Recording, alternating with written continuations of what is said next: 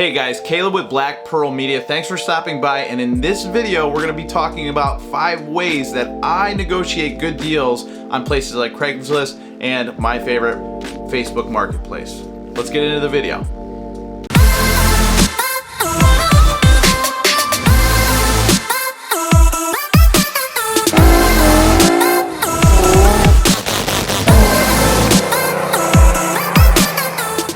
So before we start, I wanted to give you guys an example of something that I picked up recently for a really good deal, and just to show you kind of an example. So this right here is a Lumix GH5. It's an excellent camera. I was going to be upgrading to this sometime this year. I thought it was going to be later on this year, but you got to keep your eyes open for the deals and you got to jump on them if it's a good deal. So I ended up paying $2,200 for this. That sounds like a lot because this camera is actually brand new. It's probably around $1,400, $1,300, $500, or yeah, $1,350 to $1,400. So I paid $2,200 for this. But here's the reason why. It was a package deal. This is a Metabone speed booster, $600. This is a Leica 12mm, $990 used. Oh, I'm sorry. That was the Lumix one. That's about a $300 lens. This is the Leica for $990 used. This is another Leica. This is a which one is this? This is the 25mm 1.4 native lens. That's like a $500 lens. This one is an 8mm lens, and this one is expensive. This one's like $500-600 bucks. I got another lens. I got another lens, and I got like 2 gimbals with it. I got a ton of stuff. So it was a package deal, and retail for all this is probably right around $4,000, $4,000 to $5,000, depending on, you know, if there was any sales or anything like that. But you can get some killer deals on a lot of stuff if you keep your eye out for it on Marketplace, on Craigslist, on OfferUp, or anything else. So let's get into the tips list right now. Number 1 is identify. And what I mean by identify is look all over the place. You guys have resources, so use them. If you don't find it on Craigslist, check Facebook Marketplace. If you don't find it on there, check OfferUp. If it's not on OfferUp, maybe it's on LetGo. Maybe there's some other apps that I don't know, but those are the 4 that I mainly use. So I'll check every single one of those before I go online or Amazon and buy something else specifically. So that's going to be your number 1 thing, is try to identify the best deal and check all of your resources. Don't just look at one and be like, oh, it's not there, and give up. So there's stuff out there that you can find deals on that you might not think. It could be buried in another site, but if you don't look, you're never going to know. Number 2 is going to be the contact, right? So Facebook Marketplace has made it really easy where you can respond to something that you like and it just says, hey, is this available? And it sends an automatic reply. I never do that. And the reason why is because everybody who sells things online, they know about that automatic reply. So if you send something a little bit more endearing, instead of like, hey, is this available? You can just say like, hey, I was interested in your item. I'm just wondering if it's still for sale. I was just wanting to talk to you about it. That tells somebody that, okay, this is a real human being that didn't just hit that button by accident and send me that message, but somebody who's actually interested in the product I'm trying to get rid of. So getting that first contact is key. Sometimes people see that that little message that says, hey, is this available? And they either ignore it because they've gotten 10 other messages on their item that are just like it, and 6 out of those 10 never responded, because nobody likes to respond to, yeah, it's still available, 2 seconds later, and then get put on red for like, I don't know, forever. They never reply. So nobody likes that. It gets really annoying. Number 3 is building a rapport with the seller. So you as the buyer, sometimes you got to kind of read the seller. Sometimes they're very blunt and to the point, and that's fine. Sometimes they're chatty and they want to talk, and that's fine. So roll with the punches there. If they want to be chatty, chat right back. If they want to be blunt, keep it a little bit shorter as to not annoy them. and build a rapport with them. Tell them why you're looking into this item. Tell them, oh yeah, I had something similar, I really liked it, I was looking at this model.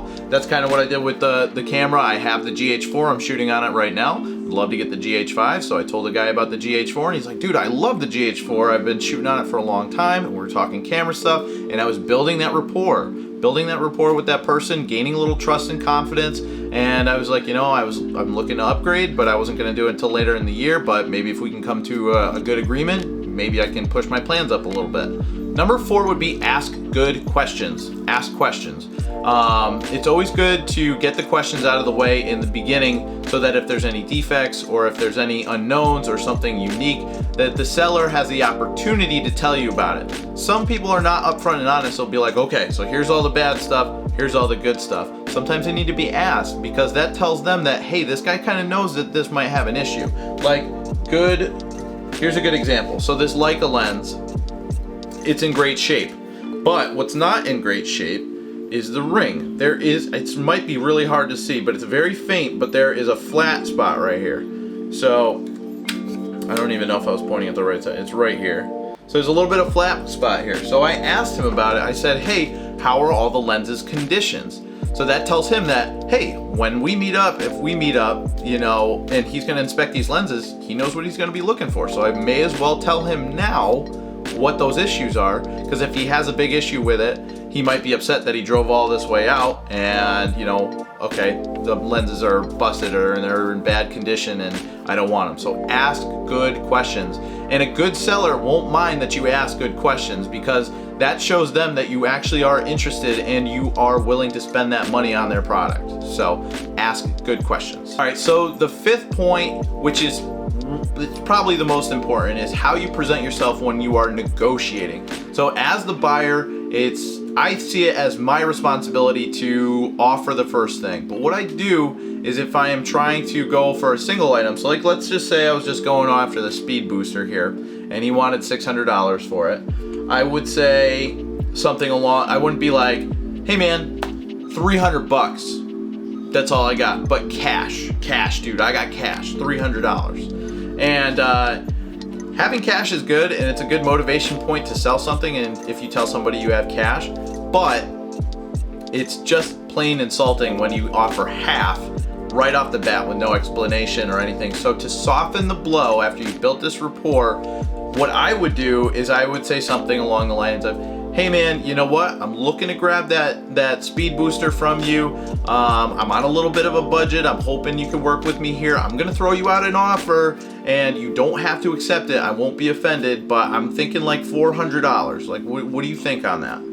All right, so instead of saying like, okay, $300, boom, half the value, whatever. I know it's worth that, and even used, it's probably worth $550. They hold their value.